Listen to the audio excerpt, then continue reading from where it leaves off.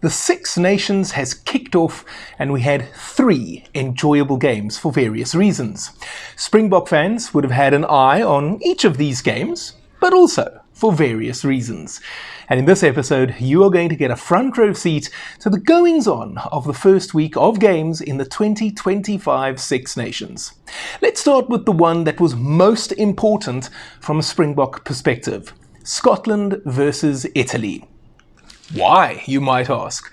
Well, because we are playing Italy in July, and I know that Rassie is watching them closely, and I want to watch them closely too. What did you think of them? What did I think of them?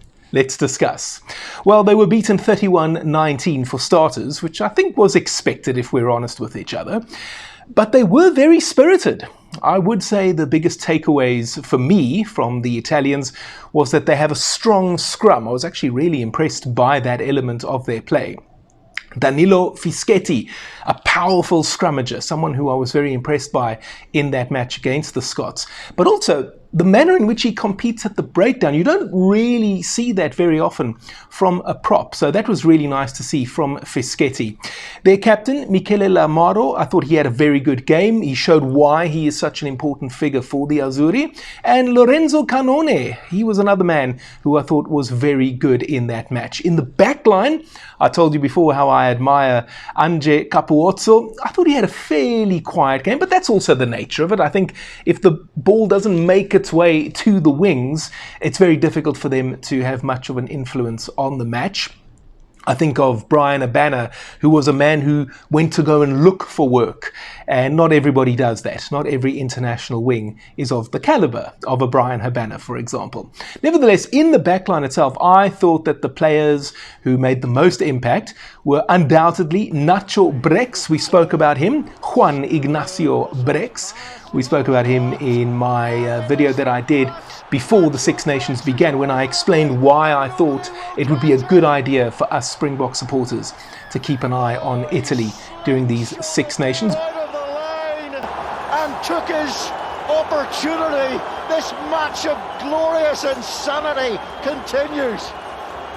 Brex, very good game he had, and then his partner in midfield crime, Tommaso Menoncello, another player who I thought had a good game, someone who caught the eye. We know all about this guy by now, he's been around a while. Tommaso Allen, John Allen's nephew, who appears comfortable taking 50-meter kicks. So that's something that Rassie and the boys will be keeping an eye out for as well. Give away a penalty on the halfway line, Allen's going to secure 3 points for the Italians, so keep an eye on that. But except for their never say die attitude, which shows tremendous character, I didn't see anything else from them that should worry us come July. It'll be very interesting to see how they go against Wales this coming weekend. That's the one game in this year's Six Nations that I think that they are going to win. Probably the only one that they're going to win, but let's see what happens. As for Scotland, I'll say they attacked very nicely. I know they gave man of the match to Hugh Jones, and that's what happens when you score a hat-trick. But for me, Rory Dodge was their best player. Will he wear the 7 jersey for the British and Irish Lions in July in Australia, I wonder? They're a dangerous team, and I still think 3rd is the best that they can finish in this tournament. And it's going to be between them and England for that title. Speaking of the English, they showed they are a good team, but maybe not very good. See the distinction. They're good, but they're not very good. I think Italy are also in that bracket. Good, but not very good. But by the same token, you'd expect England to beat Italy fairly comfortably at the moment. Having said all of that, I watched the match in Dublin. I mean, I wasn't personally in Dublin, but I watched the match that took place in Dublin between the English and the Irish. And I thought that the English gave Ireland a hard time, it has to be said. But in the end, the home team were just too good. And that is the mark of a top side. They find a way to win. I know that by most accounts, Ireland seem to not quite be where they were 6 months ago or a year ago or that 2023 World Cup. There were signs of vulnerabilities in the November test matches. Again, we saw it in Dublin against England. They weren't quite what we've come to expect. I think that a lot of that, maybe not in November, but certainly right now, you can put that down to a little bit of coaching inconsistencies. Remember that Andy Farrell is not currently coaching them. He's obviously focusing on the British and Irish Lions tour coming up later this year. So they've got a temporary manager or coach, I beg your pardon. I'm thinking in football parlance here for the time being. But the point being that they are a top side and top teams find a way to win. They're excellent at finding solutions to problems. Ireland really are. But you know which other team excels at solving problems in World Rugby? The Springboks. Something else a lot of these Northern Hemisphere teams did in week 1 in terms of emulating the box is the 6-2 bench split. That's right, folks. England, France, and Italy all did it. What an outrage. I mean, it's not illegal, but is it ethical? Is it in the spirit of the game? Check this post on X from Dr. Rassi Erasmus.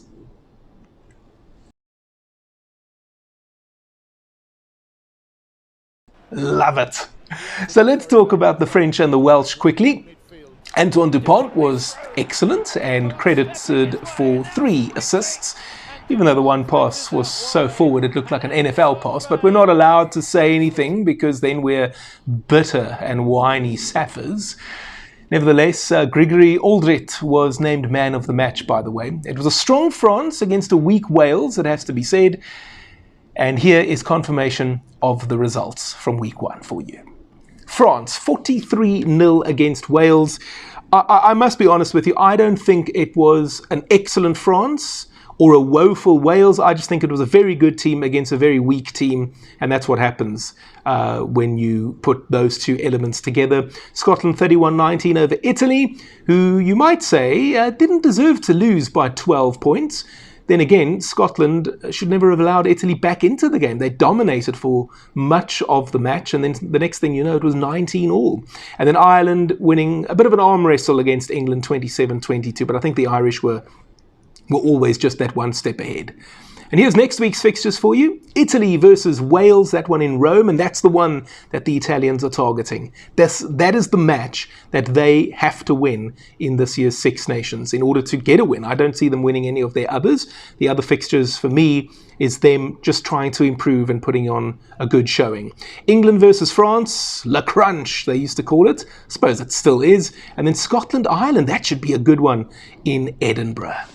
So tell me what your thoughts are on the first week of the Six Nations in 2025. Let me know in the comment section down below your thoughts.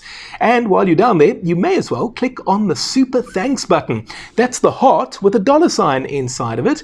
That'll give you the opportunity to make a highlighted comment. I promise to reply to it. I will also click on the heart button on your comment, and it will also give you the opportunity to make a small donation to my channel. It's whatever you want it to be. It can be $1. They do it in dollars, by the way. Or it could be $100. It could be $100,000 if you're a Musk or a Motsepe and you're watching this and you like what you see. That's the way to go. Any support would be most welcome. The reason I'm looking for support, guys, is because I want to do this full time, and I would love to go to Australia in 2027 and cover the Rugby World Cup for you with daily content from down under. If you're not yet ready to help me out in that manner, another way you can help me is by just clicking on the like button. You can even spear tackle the like button if you like. You can also subscribe to the channel if you haven't already done so. And you may remember we mentioned Antoine Dupont earlier in the video. Well, I did a video about him about a week ago, asking the question whether or not this man really is the GOAT, the greatest of all time. Springbok fans will tell you rather vehemently that he is not. I try to be as fair as possible, and you can watch that video. It's over here on your screen right now. And exciting news, James Small, who was my boyhood hero, he may have been a hero of yours as well. Well, there's an exciting biography coming out very, very soon. You might be able to win yourself a copy of that book on this channel. Find out how to do that by watching that video over here, and I will speak to you next time.